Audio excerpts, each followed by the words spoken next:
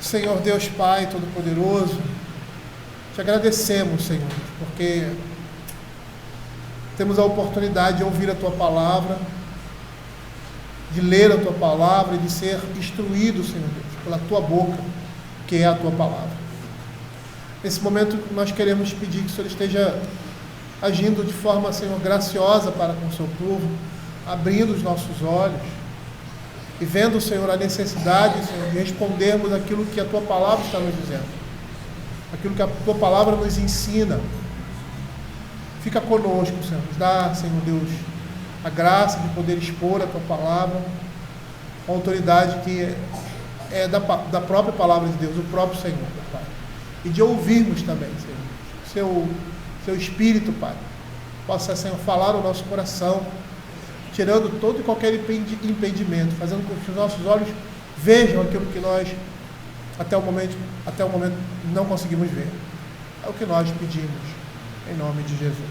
Amém. Queridos, eu tenho dito e tenho falado, assim, de certa forma, de maneira geral, a necessidade que temos de falar sobre disciplina bíblica. E hoje eu quero expor um texto que fala sobre isso. E qual é o objetivo disso? O objetivo disso é munir não só a igreja, mas em especial os pais, com relação à disciplina do Senhor. E quando eu falo essa disciplina, eu estou me referindo à disciplina em casa, dos pais com os filhos. E nós só vamos entender não somente a aplicação, a necessidade e a gravidade do que isso representa, quando nós, como pais e como igreja, entendermos como Deus disciplina o seu povo. E hoje eu quero começar uma série de pregações que eu vou intercalar com Provérbios e com Timóteo, sobre esse tema. E eu gostaria hoje de iniciar Hebreus capítulo 12, versos de 4 a 13. Muitas dessas pregações que nós vamos fazer nesse decorrer de tempo já foram feitas aqui. Aí eu sempre digo, pregações já pregadas, quando nós vamos pregar de novo, nunca é a mesma. Porque apesar de falarmos muita coisa que dissemos anteriormente, nós acrescentamos algumas coisas, porque nós crescemos também. E a maneira como nós vemos é uma maneira mais ampliada daquilo que nós temos visto. E eu já tenho comentado com alguns pais a respeito disso, falando sobre essa disciplina, como é essencial para nós, como igreja, entendermos isso. Nós temos aí gente que está iniciando a vida familiar, tendo filhos, e outros que já passaram disso, outros que estão nesse processo, e algumas pessoas podem pensar erradamente: eu não tenho filho, eu não preciso entender sobre isso. Mas nós vamos perceber que a disciplina que o Senhor emprega no seu povo, ela tem o seu espelho na disciplina em casa, com os filhos. Eu gostaria que, quando estiver expondo, vocês estejam fazendo determinadas ligações, porque apesar da nossa disciplina em casa não ser perfeita, ela deve apontar para uma perfeição do seu modelo, que é a disciplina do Senhor na vida da sua igreja. A nossa fala, aquilo que nós vamos fazer, a forma como nós vamos aplicar, há um paralelo direto da disciplina bíblica, ou seja, da disciplina do Senhor com o seu povo. Então é algo que todos nós precisamos perceber e entender, e principalmente os pais que estão nesse período, fazer essa ligação, porque o fundamento é esse. Negligenciar a disciplina dos nossos filhos, a correção, é negligenciar o próprio Evangelho. Se omitir com relação a isso, tá, é desprezar o próprio Evangelho. E eu falo isso como pai, tá, e como alguém que exerceu a disciplina e continua exercendo isso na vida da igreja, por meio do conselho da liderança da igreja, que tem também como fundamento o mesmo espelho, né? O mesmo espelho, que é a disciplina do Senhor. E o Senhor nos chama, apesar de sermos imperfeitos, a imitar a sua perfeição. Buscar essa perfeição nas nossas relações, no caso, conselho com os membros da igreja, e em especial com relação aos pais, apontando para os seus filhos. Então, o que nós vamos fazer aqui hoje, eu vou pegar esse texto, vou pegar outros textos que vão falar sobre a disciplina do Senhor, né, e vou mesclar com textos específicos que falam sobre a disciplina dos pais com relação aos seus filhos, mas entendemos como isso é imperioso, é uma questão de vida e morte. Vida e morte. Tá? Nós não só entendermos, mas aplicarmos como o Senhor faz com a sua igreja. Tá? Eu gostaria de iniciar lendo o verso 4, do verso 4 ao verso 13. Eu não sei se vou conseguir falar, eu pretendo hoje falar em 1 hora, né? Não quero passar, não sei se vou deixar o restante para a semana que vem, ou para outra semana, vamos dizer assim, sem ser essa outra, que eu não estarei presente no próximo domingo na igreja, ou se darei continuidade à noite. Tá? Vamos ver aí como é que a gente vai fazer. A gente vai ver no momento da nossa exposição, e até nós terminarmos, nós vamos ver aí, né? Se interrompemos também a exposição da noite, ou então deixamos para uma próxima, na próxima semana. Diz assim a palavra do Senhor: ora, na vossa luta contra o pecado ainda não tendes resistido até o sangue, e estáis esquecidos da exortação que como a filhos discorre convosco. Filho meu, não menospreze a correção que vem do Senhor, nem desmaies quando por eles é reprovado, porque o Senhor corrige a quem ama e açoita todo filho a quem recebe. É para a disciplina que perseverais. Deus nos trata como filhos, pois que filho há que o pai não corrige? Mas se estáis sem correção, de que todos se têm tornado participantes, logo sois bastardos e não filhos. Além disso, tínhamos os nossos pais segundo a carne, que nos corrigiam e os respeitávamos. Não havemos de estar em muito maior submissão ao Pai espiritual, e então veremos? Pois eles nos corrigiam por pouco tempo, segundo melhor lhes parecia. Deus, porém, nos disciplina para aproveitamento, a fim de sermos participantes da santidade. Toda disciplina com efeito, no momento, não parece ser motivo de alegria, mas de tristeza. Ao depois, entretanto, produz fruto pacífico aos que têm sido por ela exercitados, frutos de justiça. Por isso, restabelecei as mãos descaídas e os joelhos trôpegos, e fazeis caminhos retos para os pés, para que não se extravie o que é manco, antes seja curado. Nós expusemos o livro de Hebreus, acho que foi em 2018, se eu não me engano. Terminamos em 2018, acho que começamos ou em 2016 ou em 2017. E eu não sei se vocês estão lembrados, mas o capítulo 10, a partir do verso 32, vai mostrar a situação em que aquela igreja estava vivendo. Quando ele diz assim: lembrai-vos, porém, dos dias anteriores, em que depois de iluminados, sustentaste grande luta e sofrimentos. E aí ele continua. Aí lá no verso 37, 36, com efeito, a necessidade de perseverança, para que havendo feito a vontade de Deus, alcanceis a promessa. Se retroceder, verso 38, nele não se compraz a minha alma. Nós, porém, não somos os que retrocedem para a perdição, somos, entretanto, da fé para a conservação da alma. Então percebam que a igreja estava sendo perseguida.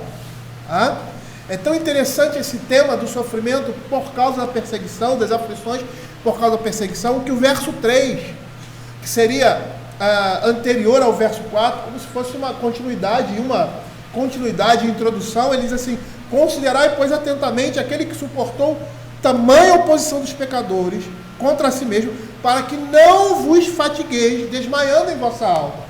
E por que ele fala isso? Por causa da dificuldade da vida cristã, que ele compara aqui a uma maratona de 42 quilômetros.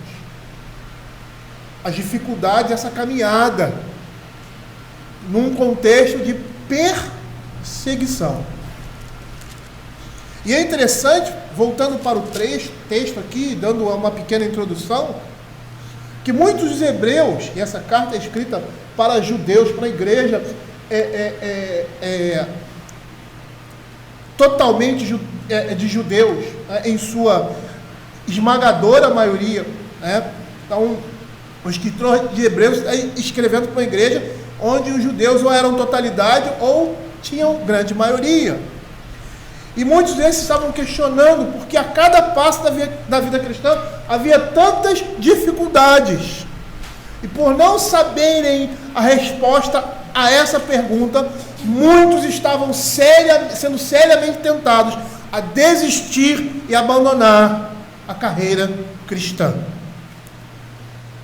E aí o escritor da carta de Hebreus vai dizer a eles e a nós que a perseguição por causa do nome de Cristo representa uma luta contra o pecado. Os hebreus estavam sendo perseguidos por causa da sua fé. E muitos nesse contexto aqui pensavam em voltar para o judaísmo. E por quê? Pela facilidade de viver a sua religião sem qualquer oposição. Nesse momento, os romanos, o poder romano que circunscrevia ali, os judeus de uma maneira geral, eles dominavam, eles aceitavam o judaísmo. Eles permitiam, como nós vemos até no Novo Testamento, que os judeus professassem a sua fé debaixo da sua administração, mas os cristãos estavam sendo perseguidos, mortos, muitos deles. E muitos que não estavam sendo mortos perdiam os seus bens. Outros iam para a prisão, eram encarcerados, como o próprio apóstolo Paulo foi. E por isso passavam por grandes lutas e sofrimentos por causa de sua fé. E assim eles questionavam a necessidade de tudo isso. Por que isso? Por que esse sofrimento? Por que essa perseguição? Por que essa aflição toda por causa do Evangelho? E o pensamento deles era, de muitos, desistir de tudo, voltar ao judaísmo. E é a partir daqui do verso 4 que nós vamos ver o escritor de Hebreus explicando essa situação. Ele vai dizer assim: ora, na vossa luta contra o pecado, ainda não tendes resistido até o sangue. E a primeira coisa que nós devemos perceber é que o autor sagrado está dizendo aqui que as perseguições e provações desse mundo representam a nossa luta contra o pecado. Quando incrédulos nos perseguem por causa do nome de Cristo, estamos lutando contra o pecado. E embora esses inimigos e perseguidores sejam os agentes que provocam sofrimento ao povo de Deus, contudo, por vezes, são castigos divinos. Isso mesmo. É Deus se utilizando desses homens para exercer a disciplina na vida do seu povo. Matthew Henry faz um comentário interessante a respeito disso. Ele diz assim: a perseguição por causa da fé é, às vezes, uma correção e repreensão pelos pecados de que professam a religião. Os homens os perseguem porque são crentes. Deus os castiga porque não são mais devotos. Os homens os perseguem porque não abrem mão de sua profissão de fé. Deus os castiga porque não vivem de acordo com a sua profissão de fé. E eu não sei se vocês lembram, mas o livro de Apocalipse mostra muito bem o que Matthew Henry diz aqui. Quando as 7 igrejas ele escreve, ele começa falando daquilo que as igrejas demonstravam em virtude e e em santidade na sua vida no dia a dia, e logo após ele falava daquelas coisas às quais aquela igreja e aquelas pessoas estavam pecando contra o Senhor. Ao ponto de dizer para algumas igrejas, você precisa voltar ao primeiro amor. Ou a outra, que estava a ponto de vomitar da sua boca, porque não era nem frio, nem quente, era morno. É muito isso aqui que nós estamos vendo. E a igreja ali em Apocalipse é a igreja perseguida. É interessante perceber também o que João Calvino vai falar nessa mesma direção. Ele diz assim: a graça de Deus para conosco é dupla, pois os antídotos que ele aplica para curar nossos vícios, pecados, os emprega com o fim de defender o seu evangelho.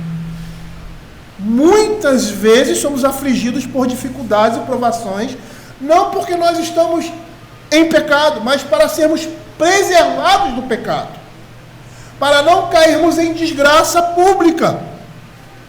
E aí o Senhor usa a sua disciplina, uma disciplina reparativa. Ou melhor, remediadora, né? Calvino vai dizer que as perseguições que suportamos por causa do Evangelho servem de remédio, de antídoto para destruir o pecado em nós. E dessa forma Deus nos mantém debaixo de um determinado jugo de sua disciplina, para que nossa carne não corra livremente em sua licenciosidade. Portanto, esteja o Senhor curando os nossos pecados, esteja prevenindo-nos de pecar, Deus, com esses instrumentos, está os exercitando na batalha contra o pecado. Ele sempre vai deixar a sua igreja debaixo de uma certa disciplina, porque nós não podemos estar livres à nossa própria sorte e à nossa própria decisão. Não é assim com os nossos filhos?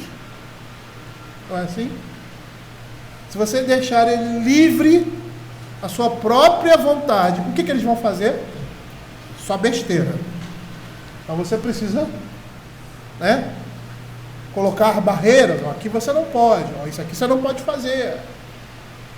Você só pode ir até aqui. O autor sagrado aqui está se dirigindo àqueles que sofrem pacientemente a perda de seus bens e suportam muitas aflições e humilhações. Esse é o contexto aqui de Hebreus. Mas parece que essa linguagem que ele usa, que ora na vossa luta contra o pecado, ele está acusando-os de indolência, pois eles estavam se entregando ao cansaço em meio à jornada.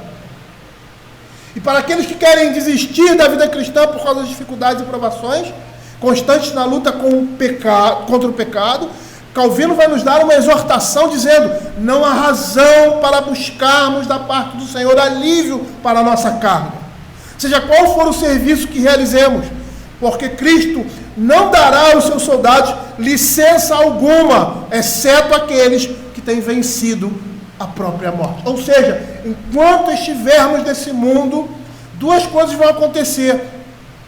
Primeiro, nós vamos vivenciar constantemente a luta contra o pecado. Em segundo lugar, a mão do Senhor estará sobre nós, nos disciplinando e nos corrigindo.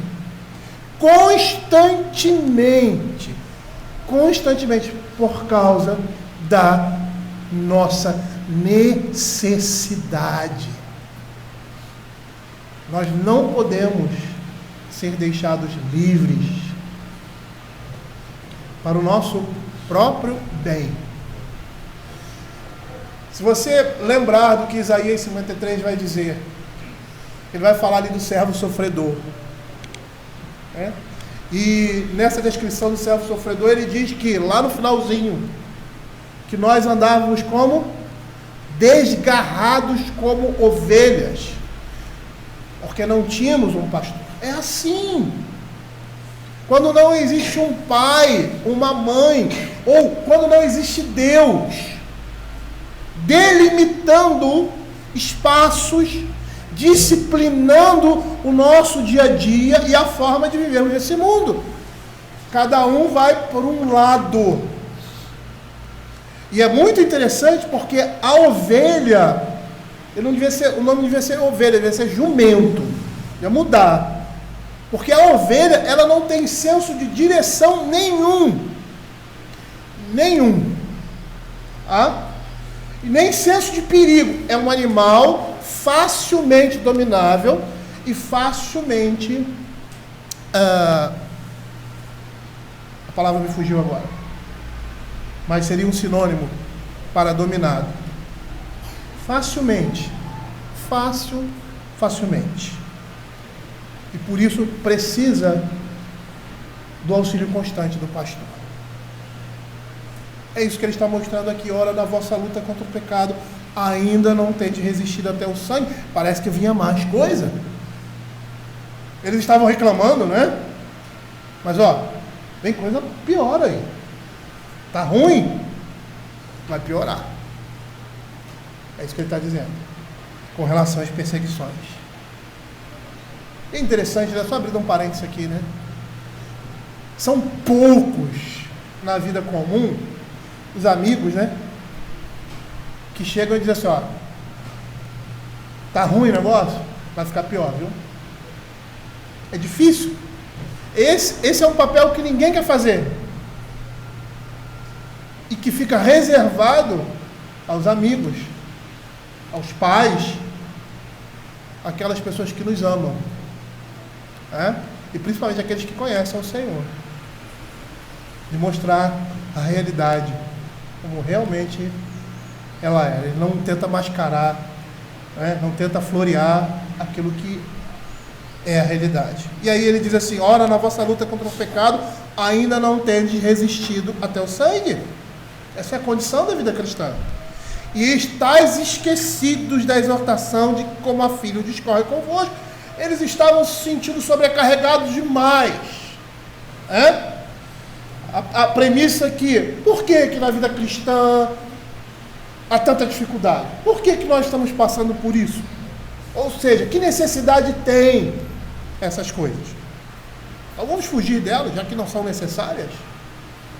Vamos lançar de mão isso, vamos voltar para o judaísmo. Esse era o contexto onde temos liberdade. E estás esquecido da exortação que como a filha discorre convosco. Filho meu, não menospreze a correção que vem do Senhor, nem desmais quando por eles é reprovado, porque o Senhor corrige a quem ama e açoita a toda filha que recebe. A primeira advertência era, essas coisas acontecem, é necessário, e vocês vão passar por coisas piores. Mas não se esqueçam que essas coisas estão vindo da mão de Deus, estão sendo filtradas por Deus. Vem da mão do Senhor. Estais esquecidos que da exortação de como a filha discorre convosco. A perplexidade daqueles irmãos se davam porque tinham esquecido as palavras de Salomão, lá em Provérbios capítulo 3, verso 11 e 12, que provavelmente nós vamos expor de novo também. Filho meu, não rejeites a disciplina do Senhor, nem te enfades da tua repreensão, porque o Senhor repreende a quem ama, assim como o pai ao filho a quem recebe, a quem quer bem. Nós estamos vendo nessa passagem o que devemos saber, a doutrina que nos é indispensável para sermos disciplinados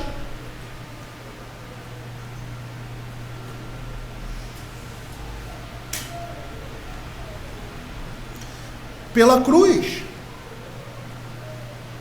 A primeira coisa que essa passagem vai nos dizer é que nós não devemos rejeitar a correção do Senhor e nem se desgostar dela, ou seja, ficarmos irritados com essa disciplina ou desanimados quando o Senhor nos disciplina. E isso aqui não serve somente para os pais, nós vamos ver que isso vai estar falando também para os filhos, ou seja, para aqueles que são alvo da disciplina. Abra Tiago capítulo 1, versos 2 a 4. Tiago, nesse texto, vai dizer que devemos ter por motivo de toda alegria, por passar por várias provações, por causa dos frutos que serão produzidos. Diz assim: meus irmãos, tende por motivo de toda alegria o passagem por várias provações, sabendo que a aprovação da vossa fé, uma vez confirmada, produz perseverança. Ora, a perseverança deve ter ação completa, para que sejais perfeitos e íntegros, e nada deficiente.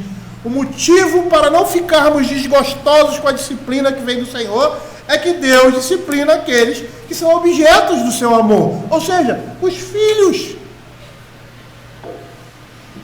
Perceba que aqui há uma mudança na ilustração da vida cristã.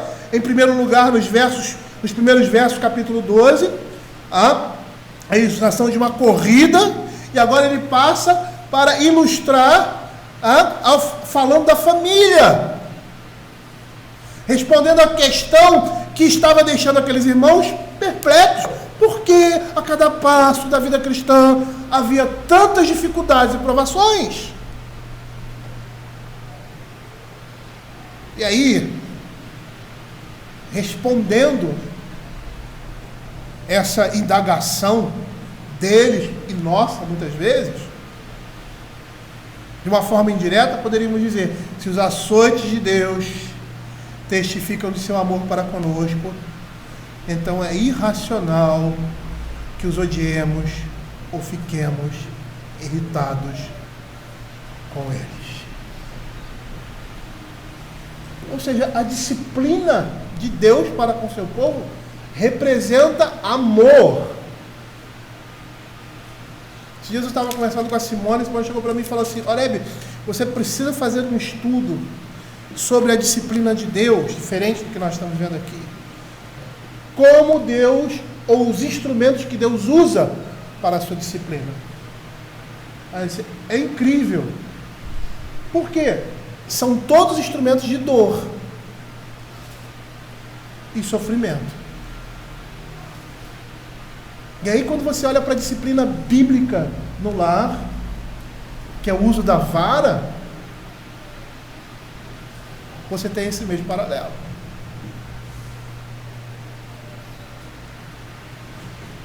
E o que isso manifesta? Amor de Deus. É isso que a Escritura diz. Amor de Deus. E é dessa forma que a nossa disciplina em casa deve representar também, naquele momento tão desconfortável para os nossos filhos e para nós também. Amor. Amor. Calvino vai dizer que aqueles que não suportam a disciplina de Deus para a sua salvação, ao contrário, rejeitam esse sinal de sua paternal benevolência, não passam de grandíssimos ingratos. E é interessante porque, se nós formos fazer esse paralelo que estamos tentando fazer,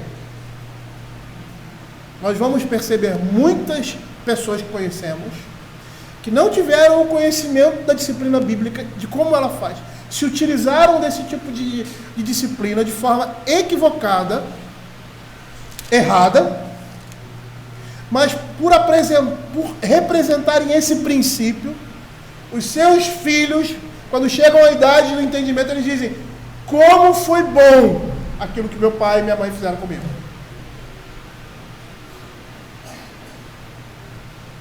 Eles reconhecem a utilidade. Eles reconhecem que aquilo foi majestoso, reparador para a vida deles. Eles não são ingratos, ou muitas vezes nós somos, com relação à disciplina que vem do Senhor. Mathieu também diz assim: não devem desprezar o castigo do Senhor, não devem considerar insignificantes as aflições e serem estúpidos e insensíveis quando estiverem nelas, pois são a mão de Deus e a vara de Deus, e a sua censura pelo pecado. Os que não levam a sério as aflições não levam Deus a sério e não levam a sério o pecado. Por quê? Por quê? Tantas dificuldades no caminho da vida cristã. Senhor, por que o Senhor bota tanta dificuldade? Aí o Senhor seria respondendo, não sou eu que coloco a dificuldade, são vocês que são difíceis. São vocês que são difíceis, somos nós que somos difíceis. E se estamos nessa condição, nós precisamos lembrar que nós caímos nessa condição porque nós queríamos. Foi pela nossa própria vontade, como diz a Escritura, ali na queda.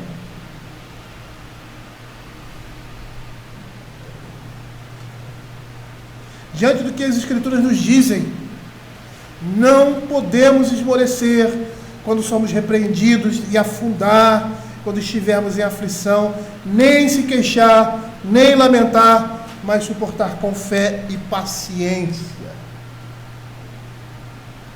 E é isso que uma disciplina bíblica no lar, bem aplicada, segundo os padrões da palavra de Deus, a espelho dela, vai fazer com aqueles que são alvo dessa disciplina, como acontece conosco. E quando agimos assim, lamentamos, nos queixamos, estamos desprezando as boas dádivas da disciplina que o Senhor nos oferece e esquecendo do conselho e a exortação do nosso Pai Celestial, que nos foram dadas com verdadeiro e afetuoso amor. As aflições corretamente suportadas por nós, embora possam ser o resultado do desagrado de Deus, são mesmo assim prova do seu amor paternal pelo seu povo e do seu cuidado para com ele. Por isso ele diz, porque o Senhor corrige a quem ama. Não desmaies quando for reprovado. Porque o Senhor corrige a quem ama e açoita a todo filho a quem recebe. E essa é a razão pela qual não devemos desfalecer quando assim somos tratados por Deus. Somos alvo do amor de Deus, somos seus filhos e como filhos precisamos ser educados nos caminhos do nosso Pai. E nós vamos perceber nas Sagradas Escrituras que os melhores filhos de Deus precisam de correção. Nossas mazelas precisam ser corrigidas. Nossos pecados precisam ser abandonados. Nós precisamos ser exercitados e educados na piedade para sermos recebidos no lar celestial. Por quê? Porque sem a santificação do Senhor, ninguém verá o Senhor. É isso que Hebreus vai dizer lá no finalzinho. Segui a paz com todos e a santificação, sem a qual ninguém verá o Senhor. A disciplina que vem do Senhor nos corrige para fazermos parte de sua santidade nesse mundo. É o que diz Hebreus capítulo 2, verso 10, na segunda parte. Deus, porém, nos disciplina para aproveitamento, a fim de sermos participantes de sua santidade. E esse também deve ser o alvo da disciplina dentro de casa. Há uma grande diferença entre a disciplina dos justos e a correção nos perversos. Porque no caso dos eleitos, quando Deus os castiga, visa a sua salvação e proteção. São julgados pelo Senhor para não serem condenados com o mundo. É o que a Escritura diz. 1 Coríntios capítulo 11, verso 32. Quando ali Paulo diz, há muitos fracos e doentes, e não poucos que dormem, ou seja, morreram. E morreram por quê? Adoeceram porque estavam fracos, por quê? Porque estavam pisando nos sacramentos. Porque estavam profanando aquilo que era santo. E aí Paulo está dizendo, essa situação que está acontecendo no meio da igreja é essa. Mas quando julgados, somos disciplinados pelo Senhor para não sermos condenados com o mundo. Perceba que é uma disciplina preventiva. Eu vou disciplinar aqui para não você sendo disciplinado eternamente. Porque é isso que o inferno representa. Uma correção que não tem fim. Um açoite que não tem fim. Um fogo que queima e não se extingue. Mas a disciplina do Senhor visa o aperfeiçoamento na fé, a correção com relação ao pecado, a disciplina para orientação e direção no caminho da vida. Esses, escutem bem, esses são efeitos exclusivos dos filhos de Deus. Porque o Senhor corrige os pecados dos seus próprios filhos. Eles são a sua família, nós somos família de Deus, e não vamos escapar da sua correção quando precisarmos dela.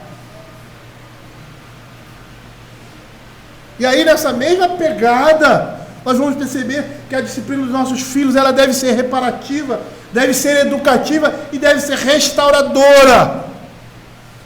Assim como é a disciplina de Deus nas nossas vidas. E embora vejamos a ira de Deus se manifestando na vida dos infiéis, ou seja, a sua disciplina, ela não tem o propósito de salvá-los ou de redimi-los. Sua ação visa somente a retribuição dos seus pecados, serve para deixá-los mais empedernidos, mais descrentes. Mesmo porque eles ignoram de que são governados pela mão divina, sempre concluindo que foram afligidos pelo acaso. Calvino nos lembra, no seu comentário, de que nenhum vestígio do amor de Deus pode ser percebido por nós na disciplina. Nenhum vestígio do amor de Deus pode ser percebido por nós na disciplina, a menos que sejamos persuadidos de que as varas que Ele usa para punir nossos pecados são as de um Pai amoroso.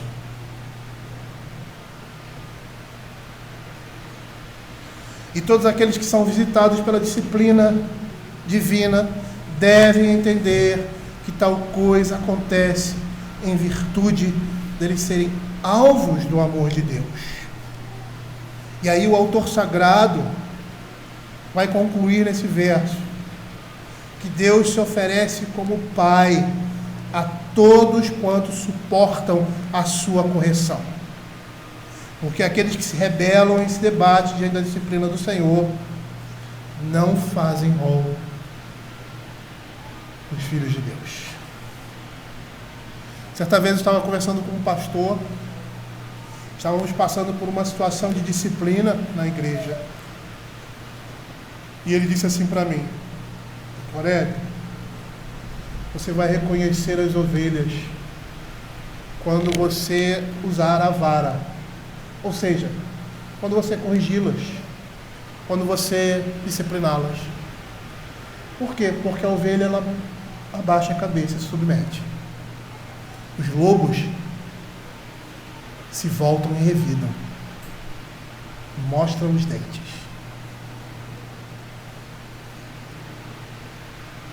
E eu vou até adiantar uma comparação. É isso que a disciplina dos nossos filhos fazem na vida deles. Não com relação a nós, mas com relação a Deus.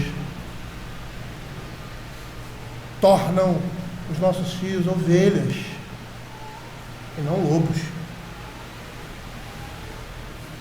Versos 7 e 8. É para a disciplina que perseverais. Deus vos trata como filhos. Pois que filho há que o pai não corrija? Corrige, mas se estáis sem correção, de que todos tenham se tornado participantes, logo sois filhos e não bastardos. Interessante, né? A imagem que é usada aqui. E a gente não precisa fazer nem muita força para entender que a família é a imagem de Deus, nos seus papéis. Que os pais devem representar Deus na vida dos seus filhos. Que a primeira imagem de Deus que nós temos, a imagem comum, ou seja, a divina graça comum, como nós lemos lá no Salmo 19, é o que? A família. A família. A organização social como nós temos, que não é criada por homens, foi criada por Deus, mostra a paternidade de Deus. Apresentam um caráter dele. E todas as coisas que as circunscreve. Não fomos nós que inventamos. É criação divina. Certa vez eu escutei a história de uma criança que fora adotada. Ela era grande já, um pouco grande. E os seus pais tinham o hábito da disciplina em casa. Quando ela percebeu que os filhos eram disciplinados, apanhavam quando pecavam, desejou também passar por essa mesma disciplina quando errava. E aí, tempos depois, mais velha, disse que dessa forma se sentia como um filho legítimo, fazendo realmente parte da família que o havia adotado. O autor sagrado está dizendo que eles deveriam perseverar diante da correção do Senhor, pois eles estavam sendo disciplinados para o crescimento em virtude, para a correção de erros e contenção de paixões. É para a santidade. E da mesma forma que essas coisas na vida do crente são permeadas pela santidade de Deus, a nossa disciplina em casa também. Se a gente for para o Israel antigo, nós vamos perceber que o conceito de disciplina de Israel no Antigo Testamento compreendia punição física, incluindo a concepção de educação, ou seja, ensino. O pai no antigo Israel, como cabeça do lar, ensinava a seus filhos a lei de Deus. A tradição dos anciãos e as habilidades, além disso, a tradição dos anciãos e as habilidades de uma profissão. A educação, no contexto veterotestamentário, tinha a função de inculcar a obediência à lei de Deus, o respeito à autoridade e o amor pela herança nacional. Herança nacional, a família de Deus, povo de Deus. E dentre os textos da Escritura que demonstram essa realidade, nós temos assim dois bastante pontuais. O primeiro em Deuteronômio, capítulo 6, versos 1 e 2 e 6 e 7. Abram aí. Que diz assim: estes, pois, são os mandamentos, os estatutos e os juízos que mandou o Senhor teu Deus que te ensinasse, para que os cumprisse na terra que passas para possuir. Para que temos ao Senhor teu Deus e guarde todos os seus estatutos, mandamentos que eu te ordeno, tu, teu filho, o filho do teu filho, todos os dias da tua vida, e que teus dias sejam prolongados. Versos 6 e 7. Essas palavras que hoje te ordeno estarão no teu coração, tu as inculcarás a teus filhos, e elas falarás assentado em tua casa, andando pelo caminho, e ao deitar-te e ao levantar-te. E o outro texto é o texto de Efésios, capítulo 6, verso 4, que provavelmente nós vamos falar sobre ele também. E diz assim: e vós, pais, não provoqueis vossos filhos a ira, mas criais na disciplina e na admoestação do Senhor.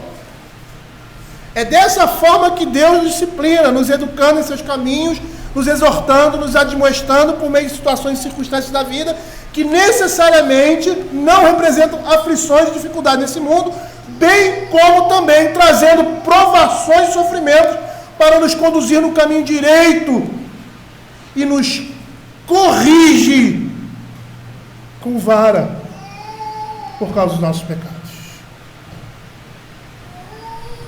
E não é assim também em casa? Você não delimita espaço, você diz, não faça isso, não faça aquilo. Você corrige com vara. É assim que Deus faz. Agora não pense que é invertido, não. Parte daqui para lá. Não, é parte de lá para cá. O espelho, o princípio dessa disciplina é aquilo que Deus faz com a sua igreja. Esse é o princípio, esse é o modelo. Abra 2 Samuel, capítulo 7, verso 14 e 15. Perceba como essas coisas estão presentes na disciplina bíblica. 2 Samuel, capítulo 7, verso 14 e 15. Ele diz assim: eu lhe serei por pai e ele me será por filho. Se vier a transgredir, castigá-lo-ei com varas de homens e com açoites de filhos dos homens. Mas a minha misericórdia se não apartará dele. Deus estava aqui mostrando a aliança dele com Davi, ou seja, conosco, com o seu povo, por meio desse reinado. Esse reinado messiânico, apresentado ali na figura de Davi. Essas coisas não seriam tiradas, pelo contrário. E por quê? Porque são necessárias. São necessárias. O que o Salmo 32 vai falar no seu final? Acho que é o Salmo 32. Às vezes eu confundo muito o Salmo 32 com o 51, que fala sobre também, tem a mesma perspectiva, né? De confissão de pecados. Olha o que ele diz ali. Instruir-te-ei, no verso 8, e te ensinarei o caminho que deves seguir. E sobre as minhas vistas darei conselho. Não sejais como o cavalo ou a mula sem entendimento, os quais precisam de quê? Freios e cabrestos, para serem dominados. De outra sorte não te obedecem. Muito sofrimento terá de curtir o ímpio, mas o que confia no Senhor, a misericórdia o assistirá. É assim que Deus faz conosco. Abra o Salmo 89, versos de 30 e 33, o Salmo que nós lemos.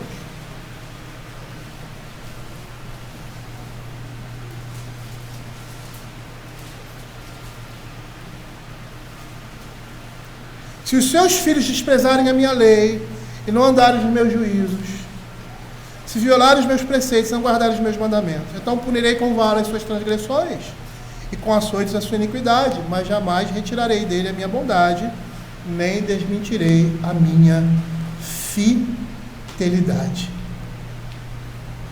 O autor sagrado aqui está mostrando que não é saudável para os filhos viverem livres da disciplina da cruz, da mesma forma que não é saudável para os filhos da família da aliança viverem sem disciplina. Não é saudável. Eles precisam de correção. E a gente vai perceber que nenhum pai vai vacilar diante das falhas dos seus próprios filhos, como ele vai hesitar na falha dos filhos dos outros. A sua relação com o filho e seu amor por ele o obriga a observar melhor as falhas de seus próprios filhos do que a de outros e corrigi-las. É interessante porque nesse paralelo aí, nós estamos apresentando um princípio, mas nem sempre é assim, né? No nosso dia a dia. Nós dizemos que amamos nossos filhos e evitamos a vara. Evitamos o aborrecimento da correção. Por quê? Eu amo. Não, você ama a si mesmo. Quando agimos assim, nós estamos amando mais a nós do que ao Senhor e de que aos nossos filhos. Porque Ele ordena em sua palavra. É assim que Ele faz. E Ele é implacável. E a ideia de implacável não é a ideia de alguém na Escritura que está revoltado. Essa é a imagem com aqueles que não são filhos. Ele vai usar uma linguagem dessa. Vai dar o cálice que não vai ser misturado. Não vai ser misturado, é puro. Mas para os filhos não. Para os filhos não é assim. Porque Ele ama. Ele corrige porque ama. E aquilo que Ele faz demonstra o amor dele para com. E isso deve demonstrar na disciplina do pai com o filho, naquele momento tão desagradável, amor.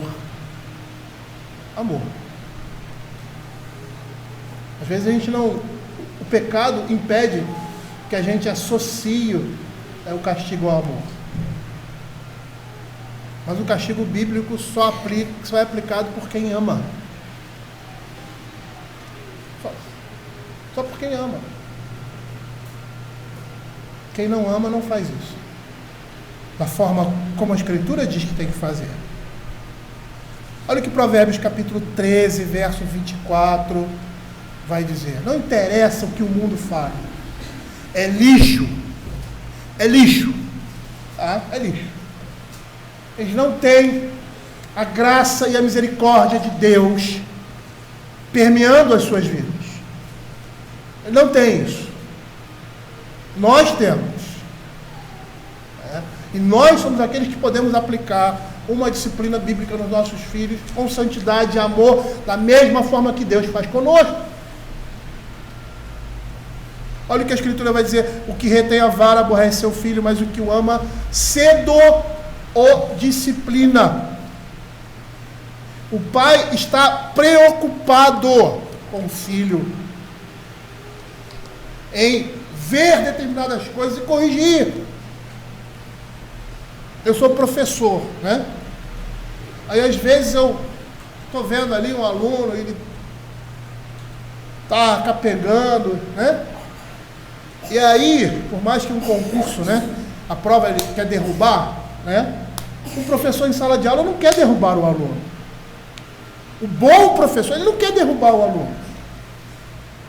Ah, ele não tem esse propósito. Então ele vê o aluno errando, ele não ri, ele não fica feliz porque deu 3, deu 4, deu 1, né, para o aluno, quando ele se esmera em fazer aquilo que ele tem que fazer. Quando o aluno não chega na nota devida, por falha dele mesmo. Então o que ele vai? Ele vai lá ajudar. Às vezes até na prova eu faço isso. Professor, não entendi aqui. Falei, lê direito, olha, lê isso aqui. Meu objetivo é esse. Esse é o objetivo. Se em sala de aula, você como professor na sua vida privada, fora do âmbito familiar, a sua perspectiva é essa, no trabalho, você é chefe de alguém, aí você, quando o cara erra, você ri. Não, você vai lá corrigir. Não, querido, não é assim não, olha só, senta aqui, ó, tal. Essa deve ser a nossa disposição. Por quê? Porque disciplina é ato de amor. A verdadeira disciplina, a verdadeira correção, a correção com o objetivo correto, de crescimento, de acertar. Eu falei que é diferente do concurso, que o concurso, ele não quer que a pessoa acerte, ele quer que a pessoa erre. Ele quer que o cara não se dê bem. Porque ali você está competindo. Então, quanto mais empurrar para fora, né, que nem na vida militar, né? Você começa lá na escola e tal, as pessoas que estão de fora não entendem, vai o tempo todo, vai embora, pede para ir embora, faz tudo para o cara ir embora. Por quê? Porque quer saber se realmente aquele cara tem vocação para aquilo. Porque aquele tipo de vida não é para qualquer um.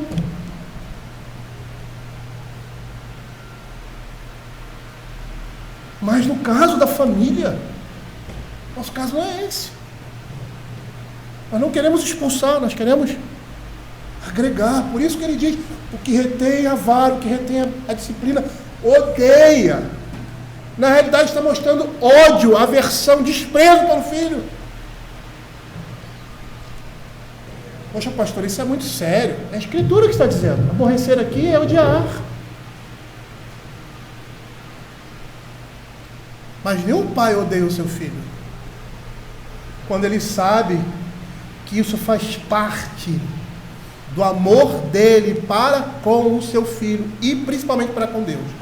Se ele não faz isso, a atitude dele é essa: de ódio, de aversão, de inimizade para com Deus.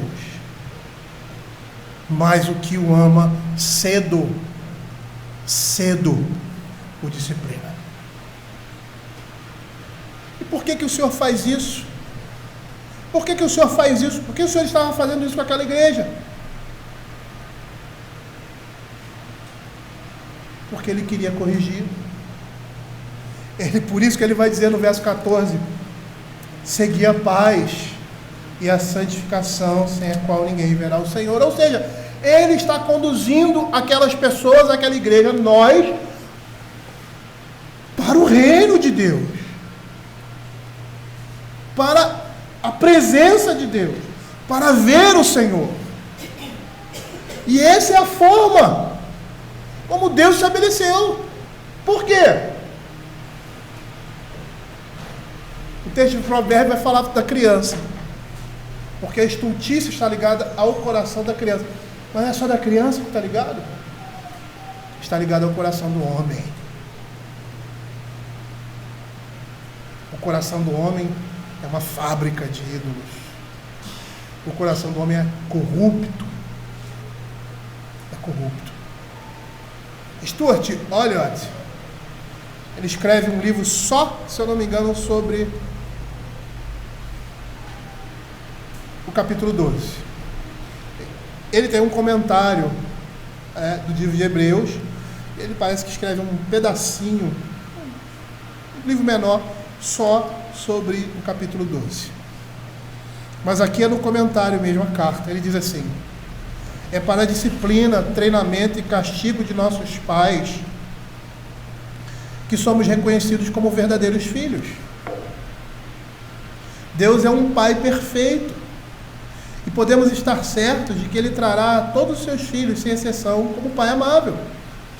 Se você diz ser filho de Deus, mas não teve nenhuma experiência dolorosa em sua vida, só pode haver uma explicação: é bastardo e Ele não o aceita como filho. É por isso que existem experiências doloridas na vida cristã. É prova de filiação. Por isso ele vai dizer aqui no verso 8: mas se estáis sem correção, de que todos têm se tornado participantes, logo sois filhos, logo sois bastardos, e não filhos. Tolerar a continuação do pecado sem repreensão é um triste sinal de alienação de Deus. E assim, estamos sendo declarados como bastardos e não filhos.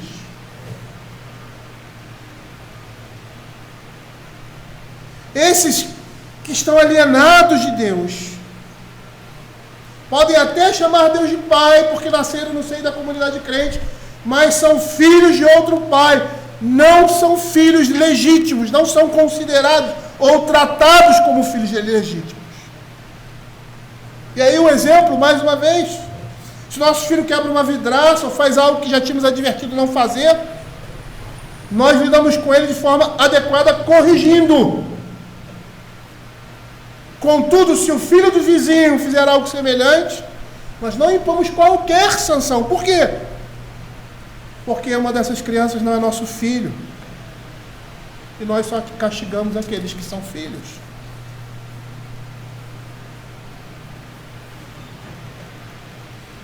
Nós vamos perceber que pais experientes sabem que uma varada dada com amor é sinal de total aceitação, tanto quanto um carinho feito na hora de dormir.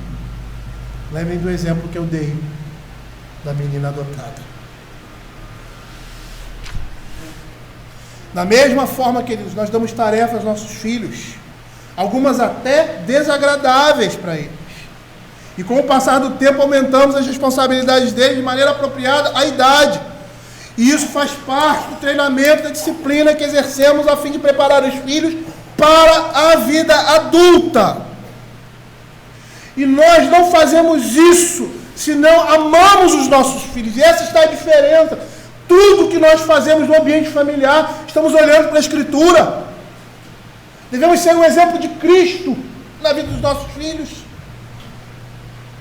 A forma como nós nos dirigimos a Ele, falamos ao coração dele, deve ser a mesma forma que Deus fala ao coração dos seus filhos. E quando nós entendemos isso, e colocamos isso em prática, não somente estamos trabalhando a vida cristã nos nossos filhos, mas estamos trabalhando em nós. Eu não sei se meus filhos se lembram, não fui um pai perfeito. E quem me conhece sabe que eu estou muito longe disso. Não é seu Emi, dona Hélia, mora ali do meu lado. Mas eu me lembro de algumas frases que eu dizia para os meus filhos. E não eram frases de efeito, não, elas saíram de dentro do meu coração. E uma delas era, quando faziam alguma coisa, porque fizeram muitas coisas de errado nesse período. E eu dizia para eles assim: não interessa o que vocês façam, não interessa.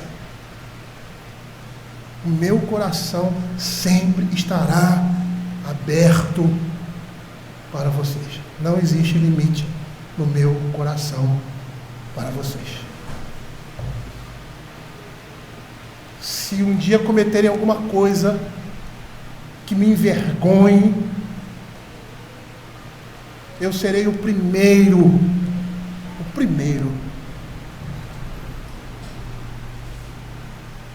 a julgá-lo, mas jamais o meu amor estará distante de vocês. Jamais. Eu cheguei a dizer para os meus filhos: se um dia você for preso e for para a cadeia, eu vou ser o primeiro a estar lá. Ó, é esse aqui, cometeu erro. Vou aprender. Mas enquanto eu viver, eu não deixarei de estar presente na sua vida e visitá-lo. Eu vejo pais que amam seus filhos e que filhos cometeram atrocidades, e o que eles fazem para estarem diariamente ali, levando comida, fazendo visita, até o dia que eles saem dali.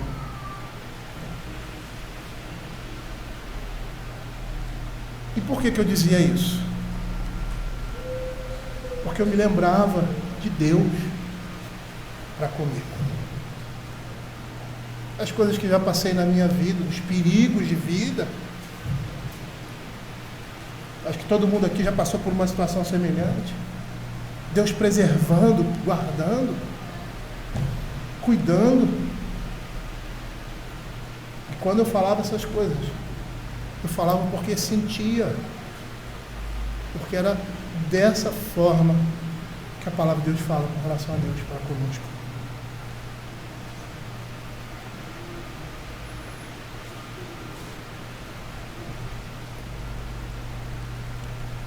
Nós não faríamos isso se não amássemos os nossos filhos. É isso que a Escritura está dizendo. Porque o Senhor corrige a quem ama e açoita toda filha quem recebe. Mas se estás sem correção, todos têm tornado participantes, logo sois bastardos e não filhos.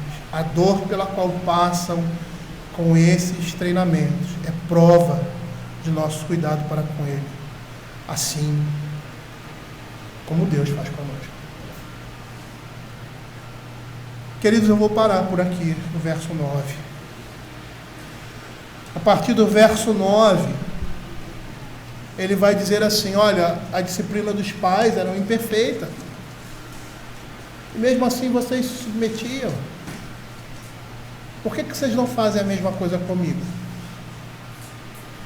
É engraçado que ele usa essa mesma linguagem lá no primeiro capítulo de Isaías, usando essa mesma lógica.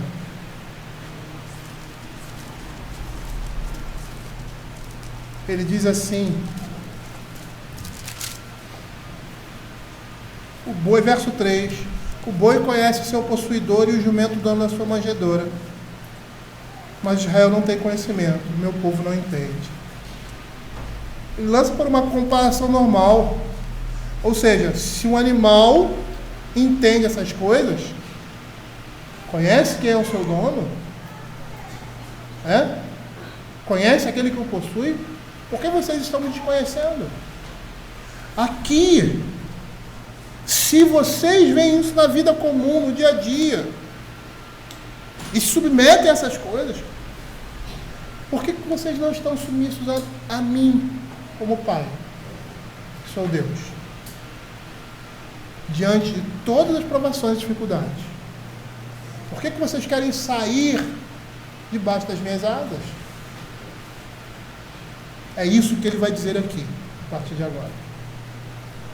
Ele vai dizer: a disciplina de Deus é perfeita. E por mais dolorosa que ela seja, como foi na vida de Davi. O que aconteceu com Davi? Natan disse: a espada estará para o resto da vida sobre a sua casa. O que Davi fez? Simplesmente abaixou a cabeça. E qual foi o propósito disso? O texto que nós acabamos de ler. Davi foi fiel em toda a sua casa. Apenas no caso de Urias.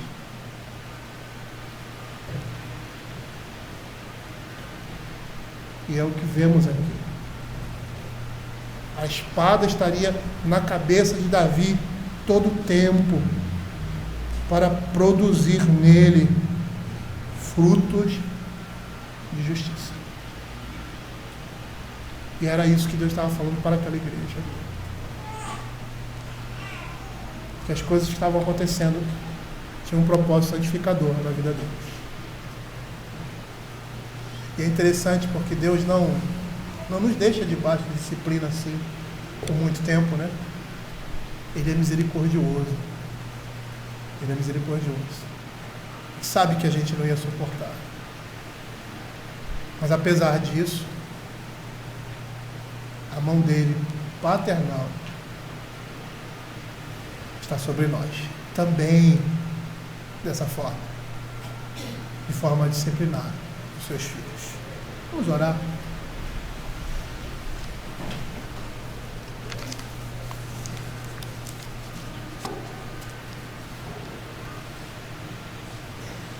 Senhor Deus Pai Todo-Poderoso, que o Senhor esteja falando no nosso coração, Pai, e mostrando, Senhor Deus, por meio da disciplina do Senhor, a importância de nós, como pais, exercermos a disciplina dos nossos filhos, Pai, de algo regular na vida deles. E o objetivo é o mesmo aqui. Para que os nossos filhos se aproximem de Deus.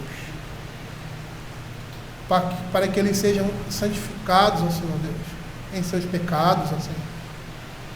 E para que eles aprendam a amar ao Senhor.